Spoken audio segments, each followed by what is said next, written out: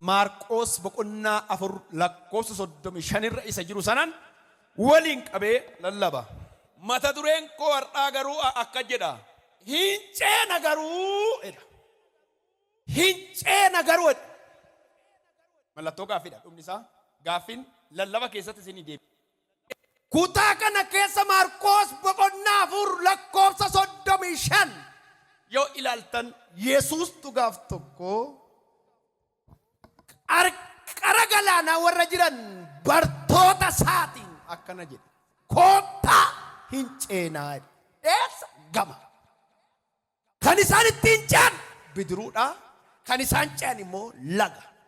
Namni ce'uun barbaanne tokko hin jiru as gidduu. Ce'uu namni barbaadu. Ton jedhee namni hundumtuu ce'uu barbaada. Waaqayyo immoo ceesisuuf ulaagaa qaba. Ce'uuf ulaagaa waaqayyoo san keessa darbuu qabda yookaan guutuu qabda. Koottaa hin ceenanii kakuudha. Dubbiin sagaleen abdiidha. Ce'uuf immoo karaa akkamiirra deemu? Hin ceenaa gaafa dhageessan hin ceenaa fi ga'uu gidduu maal keessa na qaxxaamursaa? Maal keessan qaxxaamuruu qaba? Maaltu na mudata waan jedhu san yaaduun dirqama. Yaaduun dirqama. Waaqayyo sin ceesa akkamitti na ceesisaa? Ani immoo ga'een koo mudannoo achi keessa jiran akkamitti na darbuu qaba waan jettu yaaduun dirqama. Waaqayyo Israa'elinis gaafa ceesisu koottaa biyya ananiif damma baasuutan isin galchadhe malee rakkinni akka jiru, beelli akka jiru, dheebuun akka jiru, lolli akka jiru, galaanni akka jiru, waggaa 40 lafa onaa keessa akka deeman itti himne Waaqayyo. Garuu Waaqayyo maaliif biyya kakuutti akka isaan galchu, biyya ananiif damma baasutti akka isaan gaanu. Yeroo tokko namoonni akka jiru Waaqayyo waan baay'ee natti dubbateera. Garuu innoo faallaa sana rakkina natti baay'ata. Isa Waaqayyo naan jedhe toon ta'e waan biraatu natti baay'ata. Dhugaarta Waaqayyo haadhoo koo sin ceesisa sin jennaan iddoo ati lafa ittiin sin ga'u san hime malee waan keessaati darbuu qabdu sitti himne. Hundumtuu hin ceenaa kana immoo hin jaallata miti deemna. Hin ceenaan kun nama mararti dubbishii. Ameen nama jechisiifti. Kanumatti meetu garuu wajjin ceenaadha kophaa miti. Waaqayyo gaafa kakuunuu galu. Dhugaartu ofitti amaneetu. Kiisii keetti amanee miti. Humna keetti amanee miti. Cimina keetti amanee miti. Garuu waa si barsiisee ittiin si barbaada. Hin ceena nambartoonni hundi. Amen, amen. Jechaa markabatti gadi naman hundi isaanii. Yesuus gaafa rafuu qorumsa sadiitu jara sanitti ka'e. Rafuu Yesuus booddee rafuun humti Yesuus iyyuu tokko qorumsa. Rafuun Yesuus booddee immoo qorumsa lama gurguddaatu isaan mudate. Tokko qilleensatutti ka'edha. Maal? Qilleensa. Qilleensi immoo amala nama raasuu qaba. Amala akkamii qaba? Amala akkamii qaba? Qilleensa amala nama raasuu qaba. Amala nama fuudhee deemuu qaba. Amala awwaara namatti naquu qaba. Amala ija si jaamsee karaarra si dhaabuu qaba. Amala waa si nyaachisuu qaba. Qilleensi. Hinceena garuu tokko raafamatu jira. Hinceena garuu raafamatu jira. Raafama injifattee darbuu qabda. Aannanuu raasanii dhadhaa baasu haadhoo koo. Minaan qulqulluu hambisuuf gingilcharra kaanii ingirtanni akka ba'uuf irraasu haadhoo koo. Irraasu waan qulqulluu gabaatti baasuuf midhaan illee hin soroma, midhaan illee hin gingilfama, midhaan illee hin raafama. Malee dhaaniituma googdidhaan kan gootaratti suma naqan fuudhanii mana hobcoon geessanii hin nyaatanii haadhoo koo. Raasu jalqaba. Wanti raafame mi'aa eeggabaaf dhiyaata. Waaqayyo wanta raafameef qulqullaa'ii barbaada. Dhugaartu. Amma wanta raafameetu mataa biyyaa mataa keerrayyuu wanta raafamee toleetu ta'a. Dhadhaa yoo laaltan erga raasanii booddee asirra kaa'u. Ammam sooressa ta'e dhadhaa miilatti hin dibatani. Eessatti? Kanaaf kana dhaqa. Hin nyaatu asirra kaawwatu. Sababbiin milkaa'uu namoota baay'ee dadhabuu. Sababbiin ce'uu namoota baay'ee dadhabuu. Biiroo seenanii raafamni gaafatti ka'u hin baqatu. Tajaajila jalqabanii gaafa raafamni itti ka'u hin baqatu. Hojii jalqabanii gaafa raafamni itti ka'u hin baqatu. Waa jalqabanii raafamni itti ka'ennaa yaada Waaqayyoo miti. Kana keessa Waaqayyoon jiruun. Kana keessatti Waaqayyoon hin barbaanne. Se'uuf mudannoo lafa onaaf imala lafa onaaf mudannoo achi keessaa danda'uun dirqama. Ce'uuf raafamaaf qorumsa achi keessaa danda'uun dirqama. Dhugaartu raafamni dirqama. Qoramanii annaan Waaqayyoon afaan hin jiru jedhu. Lolamanii annaan namni isaan hin jaallatu taanaan Waaqayyoon afaan hin jiru. Namni waa'ee isaanii waan gaarii dubbatu taanaan Waaqayyoon afaan hin jiru. Namni isaan hin tumsu taanaan, namni isaan hin deeggaru taanaan, deeggartoota baay'een qaban taanaan namni afaan hin jiru. No! Namatti hin jiru yoo ta'e Waaqni si faana jira. Yoo inni amanta ta'e haaluma keenya hin daldaltas yoo ta'e hin barattas yoo ta'e homaayyuu qabdu yoo ta'e ameen jedhe. Raafamaaf lolaaf wallaansoo qorumsa amma sirraa jiru. Booddee addaan kuttee keessaan galin malee jabaadhu fuulduratti adeemi malee. Jabaadhu fuulduratti adeemi malee sababbii qorumsaa keessaan galin malee. Sababbii dhukkubaa keessaan galin malee. Sababbii namoota fuulduratti wallaansoo sitti baay'ateef keessaan galin malee. Fuuldura kee ce'umsa namoota baay'ee nyaachisu dura jee. Na dhugaartu. Biyyi raafamin biyyi otoo raafamin ceete hin jirtu. Namni otoo raafamin ce'e hin jiru. Na dhugaartu. Jireenyi otoo raafamin ce'e hin jiru. Diinagdeen otoo raafamin ce'e hin jiru. Waa'ee biyyaas yoo fudhattan seenaa biyyaa yoo dubbiftan biyyi otoo raafamin diinagdeetti ceete. Biyyi otoo raafamin qabeenyatti ceete. Biyyi otoo raafamin waan gaariitti hin ceene badhaadhinatti ceete hin jirtu addunyaa kanarra. Manoseew addunyaa kanarratti namoonni dhiibbaa uuman illee namoonni dhuunfallee gareedhaan dhuunfadhaan maatiidhaan akka biyyaatti akka naannootti akka maatitti namoonni dhiibbaa uuman namoota raafama keessa darban. Wayi sinitti hima raafama keessan gal warreettan kanaan booddee milkooftu. Wayi sitti muka nama kana nama bukkee kee jirutti bu'iitoo akka abdiin kunne abdii kutadhodhaani. Jedhaani. Gateettiidhaan itti bu'aati matumaadhaani. Raafamni barbaade yoo dhufe lolli meeqa yoo dhufe jibbi meeqa yoo dhufe dubbiin meeqa yoo dhufe rakkoon meeqa yoo dhufe wallaansoon meeqa yoo dhufe rakkinni meeqa yoo dhufeedhaani akka abdiin kunne abdii kutadhodhaani.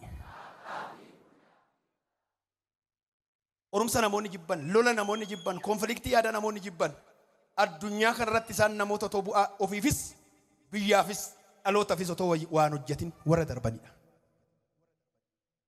Namni ofiifis waa hojjechuu barbaadu biyyaafis dhalootaafis waa gochuu barbaadu garuu lola sodaachuu hin qabu.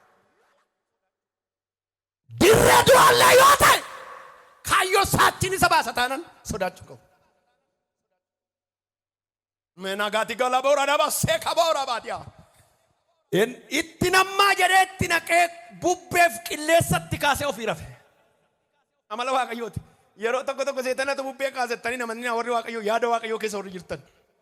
Waaqayyo bubbee namatti kaasa. Markabicha keessa tureera Yesuus mataan isaa. Na dhugaarta. Iddoo barbaadu si ka'uuf bubbeen sitti kaasa. Iddoo barbaadu si ka'uuf qilleensa sitti kaasa. Israa'eliin manaa baasee akkashiin manatti hin deebineef Waaqayyo waan lama godhe tokko. Warra Gibxii duuban itti kaase Faayoon duuba baase malee silaa hin deebiti. Gaafa beelottoo gaafa beeloftoo gaafa dheebottoo akkashiin booddeetti hin deebifneef duuka yaase. Lammaffaan galaana ceesisee karratti cufe. Galaanicha dinqii yoo ta'e malee shaakaddiidhaan ce'uun hin danda'amu waan ta'eef. Sana booddeega yoo yaadda'u sana booddeega waan godhan dhabuun. Way dhagaye meerka kee ol kaase. Nana magat warri ganarra warri homaa takkaa raafameen beekottan raafamuu jalqabdu. Kana booda warri raafama gidduu jirtan garuu ergaan kun si ilaallata. Ila Waaqayyo akkanaan jedhe namoota raafamanii namoota miidhaganii gabaa biyyaaf dhiyaatan tasgeesseera. Ol fuudhi nama lallabni ba'aa sirraan gatu taanaan rakkoodha. Na dhugaarta lallabni ergaa waaqarraa dhufee ba'aa sirraan buusu taanaan rakkoodha. Kulkaas. Amma billee wallaasoo sirra jiraatu. Amma billee qorumsiif jibbi namootaa sirra jiraatu. Waaqayyo akka jedhee isan dubbadheen isa si ceesee jedheena sibil keessa jedheera. Yes, harka kee ol kaasi. Wangeela harka kee ol kaasi. Wangeela dubbachaa jira nama. Maradana makreessia. Amma billee karaan baadhamu. Amma billee karaan cufamu. Amma billee gooli sitti baay'atu. Amma billee lolli baay'atu. Amma billee raafamni jiraatu. Asiis achiis amma billee haalonni kee walattatanii haa dhufani. Waaqayyo garuu jechaan dubbadde sanaan duubatti si deebisa otoo hin ta'in fuulduratti si ceesisa jedheera. Sagalee guddaadhaan inni nageessuun na ceesisa dhayyaati.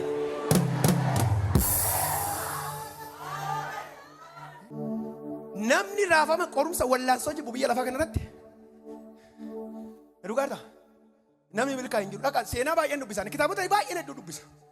Nan dubbisa. Yeroo dubbisutti garuu namoota milkaa malee nama kukkuftee hafte takka waa'ee ishii dhagayees dubbasees hin beeku. Addunyaan kun nama jabaa. Namni jabaan immoo suma namaa irraa jiru kan yoo jabaattee cichite. Yoo jette gooftaa duukaa. Yoo jette waan har'a keessa jirtu seenaa gootee hambifta. Na dhugaarta raafama yoo jibbuu baatte qorumsa yoo jibbuu baatte waan har'a keessa jirtu jireenya har'a jiraattu wallaansoo har'a keessa jirtu qorumsa har'a keessa jirtu seenaa gootee dhalootaaf hin baay'ee.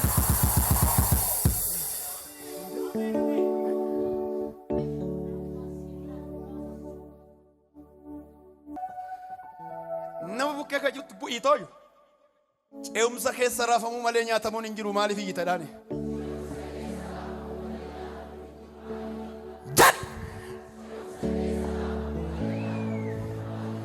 Ce'umsa keessadha. Raafamuu malee nyaatamuun karaattafuun du'uun hanqachuun hin jirudha. Qorumsa keessa raafamuun jira garuu nyaatamuun hin jiru. Qorumsa keessa qoramuun jira garuu achi nafuun hin jiru. Qorumsi jira garuu achi nafuun hin jiru. Raafamuu malee nyaatamuun hin jiru. Mee warri raafamaa jirtan dubbadhaa ofirratti ergaa kana dubbadhaa.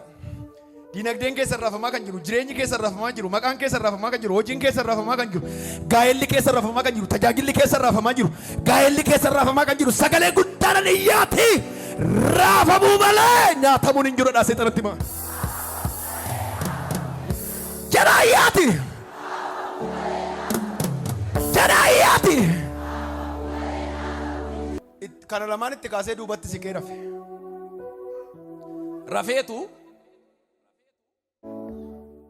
Rafeetu amma rafuu Waaqayyoo bara si'asii callisuu Waaqayyoo bara si'anaa natti fakkaatan.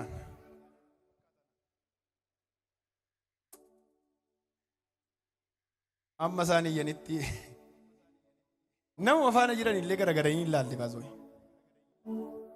Nama faana karaa jalqaban illee hin beeku hin irraanfatan.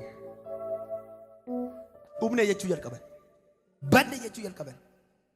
Umarra tokko yaadateetu umree irraa min raftaa kan jedhee Yesuusin hin riiba dammaqse.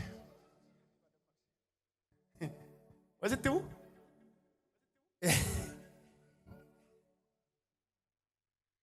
Yoo battaniif ta'e macaafa qulqulluu keessatti Yesuus yeroo muddama guddaa yeroo muddama du'uu isaa jala gaafa Yesuus dabarfamee harka cubbamootatti kennamu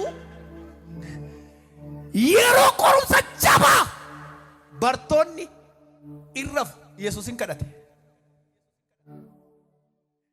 Yeroo nagaati yerichi baasoo yeroo raafamni hin jirre yeroo bubbeen hin jirre ijoo kaa kadhatee gaafa deebi'u ammas gaafa kadhatee deebi'u yeroo sadanuu irraaf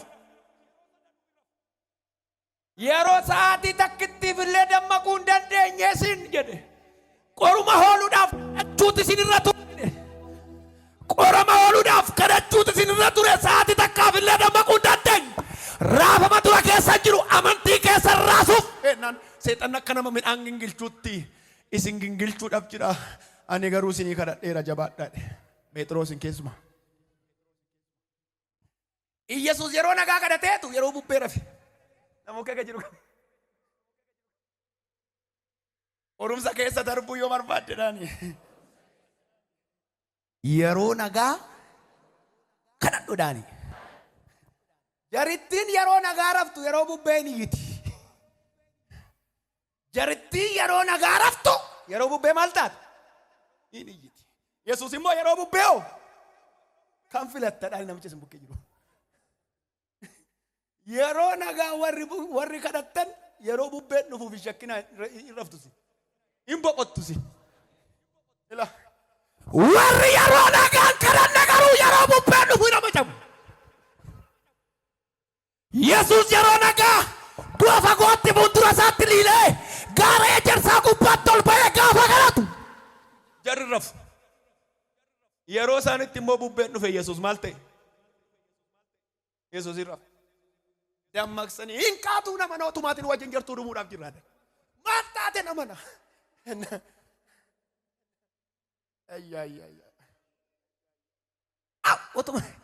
Otuma Yesuus akka itti raafamtu barbaada. Raafama keessa darbuuf immoo yeroo nagaa kadhachuu qabda. Amantii akka ishiin dhabde argeetu ol ka'ee qilleensicha ifatee gabiin guddaan ta'edha.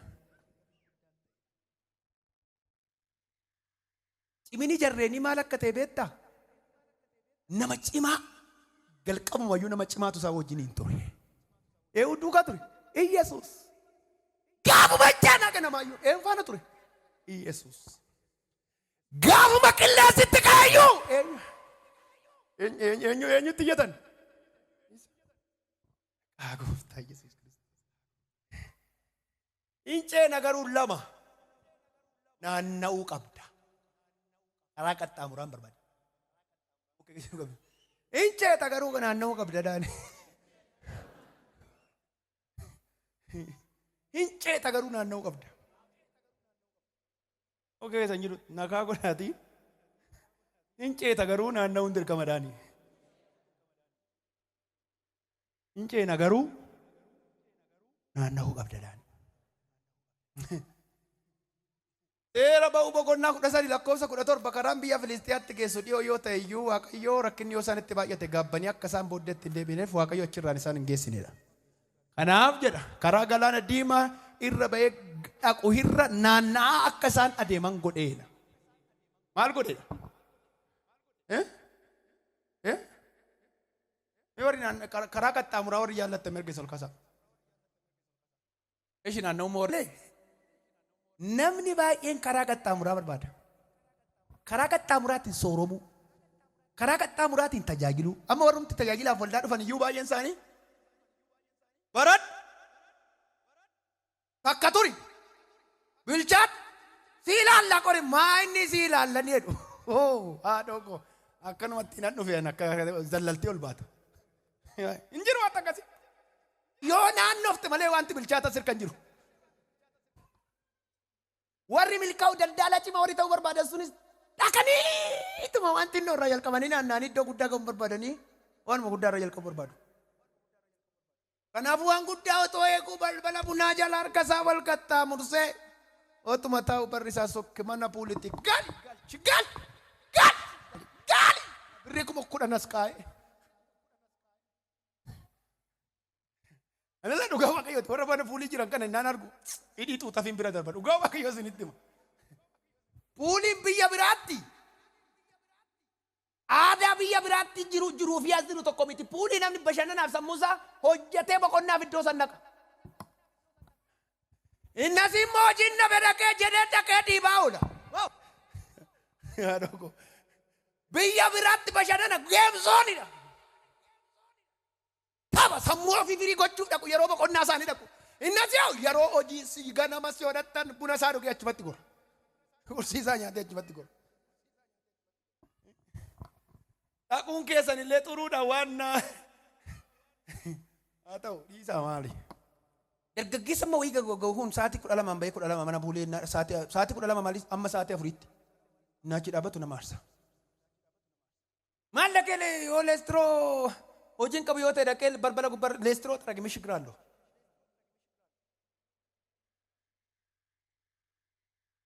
Amma immoo si'ana silumayyuu dhiisee dhiisaa baay'een dubbata. Warri puulii qabdan isin aarsuu barbaadee miti nela. በፕሮግራም መሆን አለበት። ሲኒፍዩ ሰውዬ ነሞኒ ባያን ከራቀጣ ሙራ በርባድ ጉዳቹ ከራቀጣ ሙራ ቤክ በርባዱ ቤከሙ አምባያ ስነጃቡ ነሞኒ ቶኮ ሜላላ ቲክቶክ ከነር ነሞኒ ባያን ከራቀጣ ሙራቲን ቤከሜ ዱሜ ከራቀጣ ሙራ ከሚወጠን ነሞታ ቲክቶክ ረጅራን ፎሎወርስ jajjaba warra qaban baay'ee isaanii yoo ilaaltan baay'ee isaanii karaa qaxxaamuraa dhaloonni kun immoo waan ta'u ilaaluurra waanuma hin taanetti fiiga.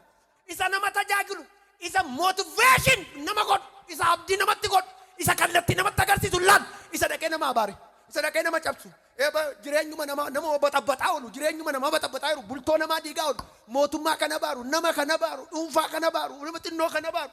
Itti nama sobaan ijaaree kireet godhe warra nama ilaal dhaqee isa laalee taaptaabii godhaaf. Nutuntillee warri ilaallu warra akkamii ilaalla yoo jenne warra isinuu beektu.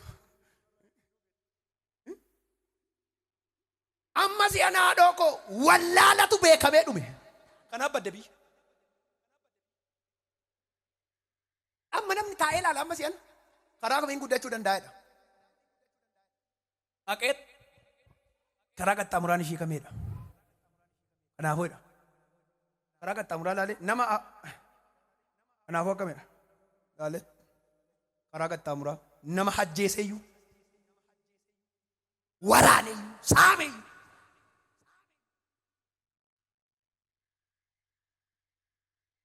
dhugaa waaqayyo sadi raataati otoo hojii keessan harku warri karaa qaxxaamuraa durooman hin hooqisu.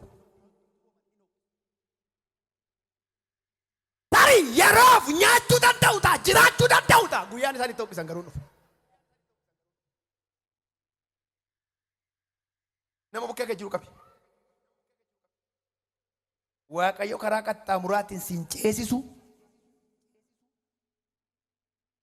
karaa qaxxaamuraatiin sin eebbisu, karaa qaxxaamuraatiin nama beekamaa sin godhu. Dhugaartu. Warri karaa qaxxaamuraa diddanii karaa dheeraa naaf waaquma deeggaddeessa keessatti warri jattan waa dhaga'eera siniif. Karuma dheeraa baradhee tajaajilee milkaa warrettan faarfattee milkaa warrettan jiraattee milkaa warrettan karuma dheeraa nama buusan warrettan waaqayyo akka jedhe yeroo sin gabaa ulfinaatti ba'uuf jirta fuuldura keessa jira jedheera.